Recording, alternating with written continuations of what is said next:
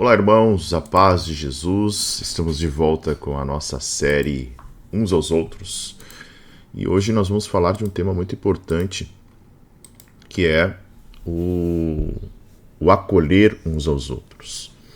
E eu quero começar desde já com um texto magnífico que está em Atos dos Apóstolos, no capítulo de número 2, e o verso de número 44 até o verso de número 47, que diz: Todos os que criam estavam juntos e tinham tudo em comum. Vendiam as suas propriedades e bens, distribuindo entre todos à medida que alguém tinha necessidade.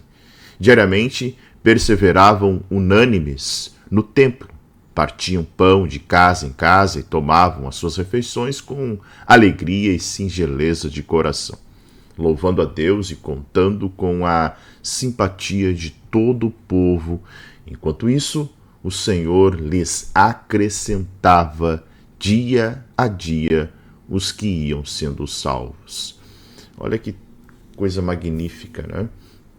Este texto que mostra justamente o crescimento da igreja. E eu quero começar esse nosso pensamento hoje a respeito de acolher uns aos outros com um desafio. Claro que hoje a intenção desse vídeo é fazer com que você compreenda, você, membro da Igreja Palavra da Vida, compreenda que acolher significa também hospedar, amparar, né? Essa ideia de acolhimento, ou seja, abraçar, receber, e claro, com propósitos mais objetivos em nossa comunidade, por exemplo, de nós nos sensibilizarmos com a necessidade alheia. Isso é algo que a gente tem tentado aqui viver e não é fácil, porque uma sociedade como a nossa, individualista, egoísta, que de certa forma acaba pensando apenas em si mesmo, pode até sentir dificuldade muitas vezes em exercer esse tipo de acolhimento. Mas a comunidade dos salvos, dos crentes em Jesus, precisam se sensibilizar com a necessidade alheia e, principalmente, realizar a tarefa do acolhimento com amor, não por obrigação, não simplesmente porque a igreja pensa assim, que a identidade da igreja está como ser uma igreja acolhedora e dessa forma nós vamos acolher as pessoas. E aí eu quero fazer uma reflexão bem interessante. O que fazer para a igreja crescer na comunidade? Eu elenquei aqui alguns tópicos e você pode também pensar e sugerir, deixar nos comentários e colocar até mesmo em nosso grupo da igreja o que a gente pode fazer. Por exemplo, uma das formas da igreja avançar na nossa comunidade é o evangelismo, né? É ir para um semáforo e entregar um Novo Testamento, ou ir para a ponte e entregar um Novo Testamento, ou fazer uma abordagem como fizemos há um tempo atrás, em outros momentos e datas, né, relevantes para a sociedade, e identificar a necessidade da sociedade, como a gente faz em alguns outros momentos mais críticos. Um outro exemplo é nós, como comunidade, criarmos um ambiente acolhedor e vivermos uma cultura de comunidade, vivermos uma cultura de fato de uns aos outros. Um outro exemplo é a questão do discipulado, né? Discipulado 1 a 1, discipulado nos grupos, nos GCs, discipulado com homens, discipulado com mulheres. São formas de nós avançarmos e também identificarmos pessoas que podem ser líderes em nossa comunidade. E, por último, e não menos importante, e talvez mais importante, a oração e a dependência espiritual. Podíamos ter outras formas de avançar. Por exemplo, e temos feito muito bem, que é a questão do uso das mídias sociais, agora com uma equipe totalmente dedicada a isso. Um outro exemplo, o desenvolvimento de programas comunitários, como são os nossos cursos, que são oferecidos aí em parceria com o irmão Giovanni, né? E foco, por exemplo, nas necessidades locais, né? Então, são formas da comunidade crescer. Agora, uma outra pergunta, isso tudo tem a ver com acolhimento. Uma outra pergunta é como nós, Igreja Palavra da Vida, podemos acolher melhor? E aí, claro, uma equipe de acolhimento bem treinada, orientada ao visitante. Olha que coisa interessante isso, né? De identificar pessoas que não fazem parte da nossa comunidade, de não deixar essas pessoas sozinhas num momento de comunhão, isoladas num momento de comunhão, de acolher bem, de conduzir bem, de identificar necessidades dessas pessoas. Tem crianças, tem bebês, não tem alguma necessidade especial. Então isso é fundamental para nós acolhermos bem. Uma outra forma de acolher é a apresentação simples e acessível do culto.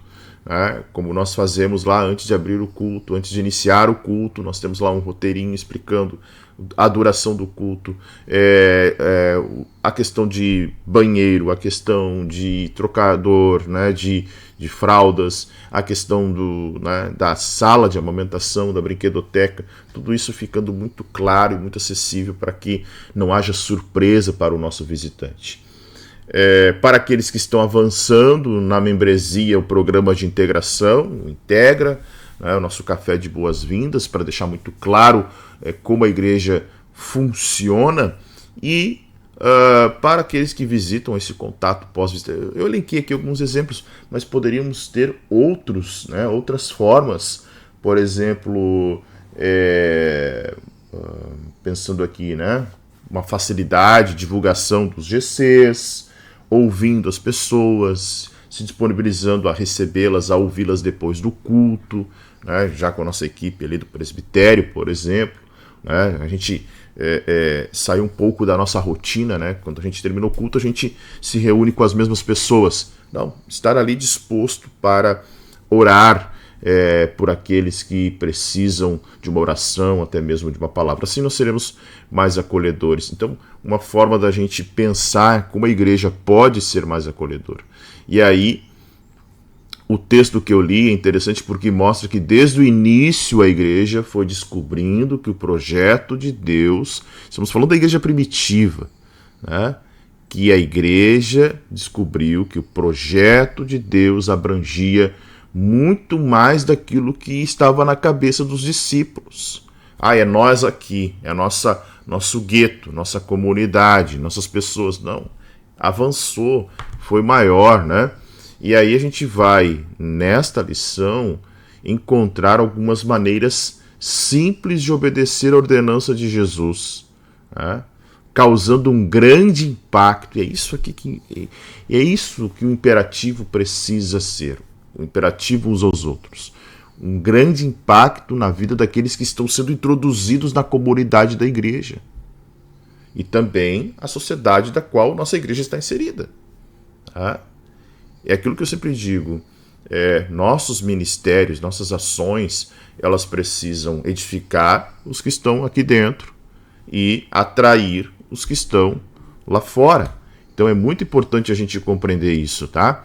E é interessante porque a igreja ela vem mudando de aparência desde então, se espalhando pela terra, porém a sua característica mais impactante que marcou aquela primeira geração foi o acolhimento mútuo, tá? E parece que isso em muitos lugares se esqueceu. Então, uma das coisas que para mim não pode, de forma alguma, nós deixarmos passar é um visitante não ser acolhido. Independente da posição social dele. Independente se ele é rico, se ele é pobre, se ele é culto, se ele é iletrado. A igreja primitiva não olhava para isso. Ela acolhia mutuamente e compartilhava tudo o que tinha. Isso causava um impacto tremendo. Então, a igreja de hoje, ela tem muitos recursos para impactar a sociedade. Porém, infelizmente, nem todas as igrejas da atualidade atraem pela santidade, pela verdade e principalmente pelo exercício prático do amor. Tá? Então isso é interessante. E esta lição aqui, para mim, ela é fundamental porque a gente vai enxergar maneiras simples de obedecer a ordenança de Jesus, causando então esta diferença na vida daqueles que estão chegando, mas com alguns passos bem interessantes. Por exemplo, nós precisamos demonstrar interesse, tá? Demonstrar interesse. O mundo moderno hoje, com o seu ritmo alucinante, fez a população, crescer e aumentar a solidão. Então as pessoas, elas estão, em lugares cheios de outras pessoas, mas ao mesmo tempo estão sozinhas. E se vive uma superficialidade tão grande que ninguém mais conhece ninguém e, pior, nem quer conhecer. Mas na igreja, por menor que seja, o tamanho da nossa, por exemplo, Deus espera uma realidade bem diferente.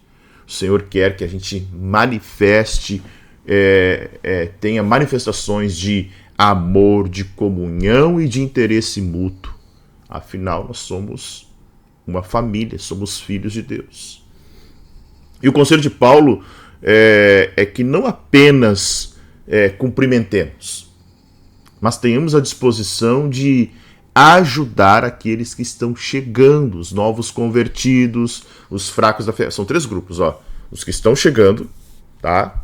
Os novos convertidos que se batizaram recentemente e os fracos da fé. E nós temos que carregar o fardo deles. E que fardos são esses? Primeiro, o fardo da carne, Aqueles que são fracos na fé sofrem o conflito antagônico entre o bem e o mal, entre fazer a vontade de Deus ou satisfazer os desejos da carne. Então nós precisamos demonstrar interesse por eles, solidariedade e disposição de ajudá-los, aconselhá-los e interceder pela vida deles. O segundo fardo é o fardo do mundo. E aí olhamos para agora, primeiro grupo, no fardo da carne, a gente vê muito os fracos da fé. No fardo do mundo, a gente vê muito os novos convertidos.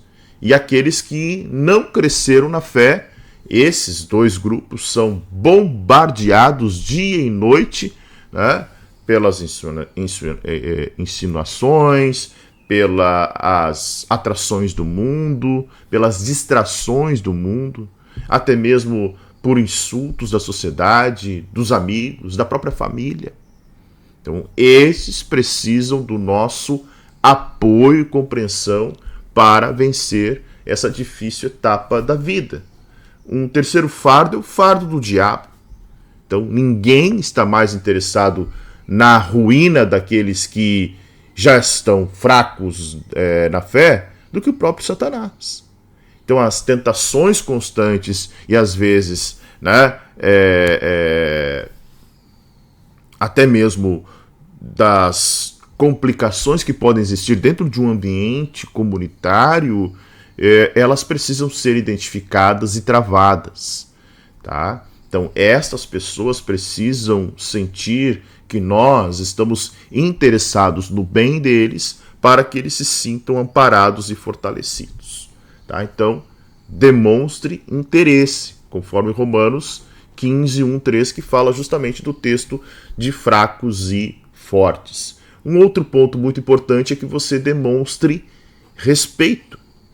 Agora pensa assim, olha só, olha a responsabilidade que Deus coloca nas mãos daqueles que já cresceram um pouco mais na vida espiritual em relação aos que ainda são fracos ou estão fracos. Olha o que Paulo escreve nesse texto que está grifado aqui, que é Romanos 15.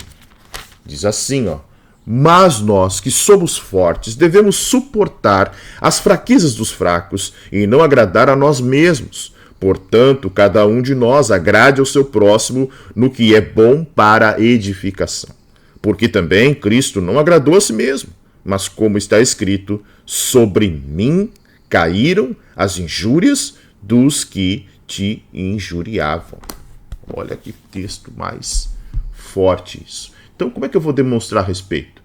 Primeiro, os fortes devem suportar os fracos, conforme o texto que nós lemos. Suportar as fraquezas significa aguentar, tolerar, mas também carregar e apoiar. Estamos falando de pessoas fracas, não de pessoas que não se converteram. Tá? Não de pessoas que vivem uma vida de hipocrisia e falsidade. Tá? São pessoas que procuram uma vida com Cristo, mas são fracas na fé, débeis na fé, no sentido de ter uma fé vacilante, uma fé que oscila, tá? Não estou falando de desvio de caráter, nada disso. Segundo ponto, os fortes devem se preocupar com os fracos. Na igreja de Jesus, não cabe a figura do ego. Aquelas pessoas que só pensam nos seus problemas, aquelas pessoas que só buscam os seus próprios interesses, como a gente viu na série Ego Transformado. Então, aqui eu preciso me preocupar com o meu próximo. E terceiro, os fortes devem promover o bem-estar dos fracos a fim de edificá-los. Olha que coisa magnífica. Então, criando esse ambiente de segurança, de acolhimento, de confiança. Segurança, acolhimento, confiança. É esse ambiente que nós temos que preservar para esses irmãos que são fracos, para os que estão chegando e para os novos convertidos. Então, olha só, olha que interessante isso. Falta respeito quando queremos colocar os novos convertidos assim como os antigos convertidos, porém fracos na fé, em nossa forma. Tá? Eu não estou falando aqui de novo de regeneração, de caráter, nada disso. Estou dizendo tentar colocar no mesmo patamar, no mesmo nível de maturidade, no mesmo nível de expectativa, nada disso, tá? Agora, também falta respeito quando cerceamos as iniciativas dos neófitos ou despreparados por achá-las infantis, né? Achar que a opinião de alguém ela não é válida porque essa pessoa está dando uma opinião que não tem nada a ver, ou que ela está criticando algo que ela não conhece, porque nós dominamos a liturgia, porque nós dominamos a eclesiologia, porque nós dominamos... Não. Cabe a nós ensinar, olha, a Bíblia mostra desse jeito. Ouvi-las, mas também apresentá-las caso elas estejam em desacordo com a palavra, né? Não considerando como algo infantil ou algo, né, de alguém que não entendeu. É alguém que precisa ser ensinado.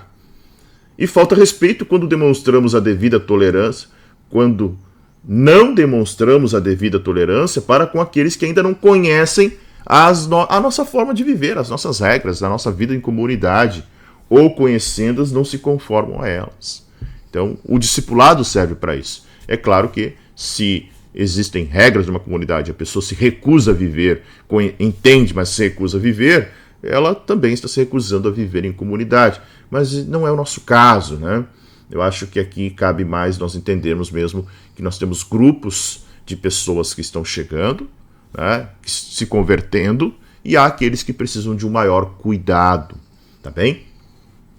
Terceiro ponto, demonstração de aceitação. Então nós temos, olha só que coisa magnífica, nós temos que aceitar os fracos e também os fracos aceitar os fortes, é o que Paulo vai dizer. Então sempre deve haver espaço e ministério, né, para todos, e até para os que estão chegando, para nós descobrirmos os dons dos que estão chegando. E em cada um de nós há muitas diferenças, não só, né, física, de aparência, de formação, de temperamento, mas na própria criação, no estilo de vida, na educação, em diversas áreas. E por isso, né, para a boa convivência, é imprescindível nos adaptarmos a essa imensa colcha de retalhos, na qual tanta diferença, quando bem trabalhada, contribui para a edificação de todos. Imaginem, olha só, vamos pegar apenas duas pessoas. Veja a diferença que há na formação, no temperamento, na criação, no estilo de vida, na educação. Tá? Quanta diferença. Agora pega um grupo de 100 pessoas. Agora, nós precisamos trabalhar essas diferenças para a edificação. O texto que nós lemos diz: aceitem, olha só, não foi o texto que nós lemos, né? Deixa eu ver aqui, ó. 1 Coríntios, deixa eu pegar aqui. Olha só, nós não lemos esse texto ainda. 1 Coríntios 12, 7. É isso, né? Deixa eu ver se...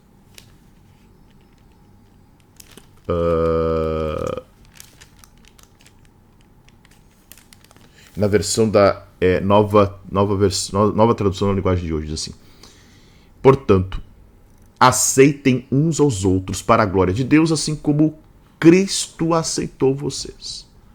Então, olha só, a questão é, por que Cristo nos aceitou? O que havia de bom em nós para que merecêssemos tamanho amor e consideração? Bom, nós sabemos, né? Tenho falado isso domingo após domingo. Não havia nada de bom. Nada de bom em nós para que nós merecêssemos tamanho amor e consideração. Nada. Nós não fizemos nada para merecer. Deus nos amou apesar das nossas fraquezas. E mais, nos aceitou, né, como filhos. Então, desta forma, como é que eu demonstro aceitação? Seguindo o exemplo que Deus espera de mim, espera de você. Que saibamos dar graça, amor, aceitação, perdão, amizade. Tá bem? E por último, último tópico, demonstrar esperança. Paulo termina o texto que nós lemos aqui, né? Os seus conselhos, dizendo que Deus nos dá essa esperança. Encha vocês de alegria e de paz por meio da fé que vocês têm nele. O que dava esperança ao apóstolo Paulo era ver o progresso que o evangelho vinha promovendo na vida dos cristãos de Roma. Se você vai lá para o capítulo 1 do livro de Romanos, no versículo 8, diz assim: em primeiro lugar, dou graças a Jesus Cristo e ao meu Deus por todos vocês. Daí Paulo diz, porque no mundo inteiro se ouve falar da fé de vocês. E essa era a esperança que lhe permitia a Paulo ter momentos de paz e de alegria. Os crentes romanos não eram perfeitos ainda, né? Mas já demonstravam algumas mudanças. Irmãos, nós não somos perfeitos, a igreja não é perfeita, mas nós precisamos mostrar mudança. Da mesma forma, devemos depositar esperanças na restauração ou no progresso espiritual daqueles que hoje se acham fracos na fé. Isto é, aqueles que têm menos maturidade espiritual, talvez. Tá? Então esse grupo é aqueles que nós precisamos nos esforçar e percebermos e criarmos esse ambiente, então, acolhedor, trazendo segurança, confiança, acolhimento. Esta nossa forma de viver vai dar esperança, né? Vai trazer alegria. E a nossa alegria vai trazer alegria e paz e fará com que toda a comunidade se sinta acolhida. Isso é muito importante, tá? Então, veja isso. A falta de esperança destrói qualquer iniciativa, paralisa qualquer tentativa, desfaz qualquer empreendimento. A falta de esperança no progresso alheio é veneno para quem quer demonstrar, para quem quer mudar, e é vergonha para quem deveria mostrar. Então, para a gente concluir, a gente precisa resgatar o que fez tanto sucesso no passado na igreja primitiva, que são os princípios da mutualidade. A mutualidade cristã. Não porque tenha sido um modismo que deu certo, não foi um modismo, mas por ter sido uma estratégia que Deus criou para eles e para nós. Somos uma família de Deus, corpo de Cristo, tá? Não esqueçam disso, corpo de Cristo. Irmãos uns dos outros. Por isso é imprescindível que haja entre nós acolhimento amoroso. Amém? Acolham uns aos outros. Se vocês ainda não assistiram os 2 primeiros vídeos, por favor, assistam. No primeiro vídeo a gente fala sobre os princípios da mutualidade. Só pegando o meu rosto aqui, deixa eu ver se eu melhoro aqui. Os princípios da mutualidade. E na segunda lição, a gente falou sobre amar uns aos outros. Certo, irmãos? Vamos avançando como uma igreja de uns para com os outros, na certeza de que o Senhor está cuidando de nós e nós cuidando uns dos outros. Deus abençoe e até a próxima.